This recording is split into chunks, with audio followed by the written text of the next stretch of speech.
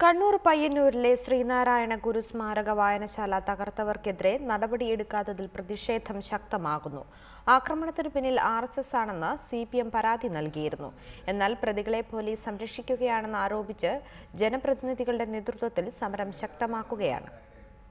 പയ്യന്നൂർ കണ്ടോത്തെ ശ്രീനാരായണ ഗുരു സ്മാരക വായനശാലയ്ക്ക് നേരെയാണ് കഴിഞ്ഞ ദിവസം ആക്രമണം നടന്നത്.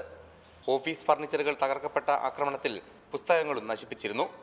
ഗണേശോത്സവത്തിന്റെ പണപ്പിരിവ് നടത്തിയതുമായി ബന്ധപ്പെട്ടുണ്ടായ സംഘടനത്തിന്റെ പ്രതികാരമായി RSS പ്രവർത്തകരാണ് വായനശാല തകർത്തത് എന്നാണ് CPM പരാതി.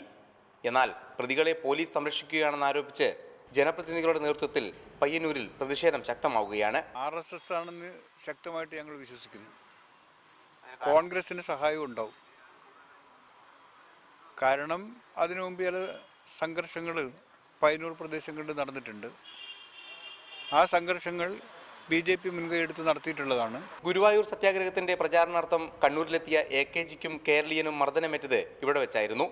നവോത്ഥാന ചിന്തകളെ തല്ലിച്ചതച്ചതിന്റെ ഓർമ്മയ്ക്കായി ഗുരുവിന്റെ ശിഷ്യനായ സ്വാമി ആത്മതീർത്ഥ മുൻകൈയെടുത്താണ് 1932 ഈ വായനശാല പണി കഴിപ്പിച്ചത്.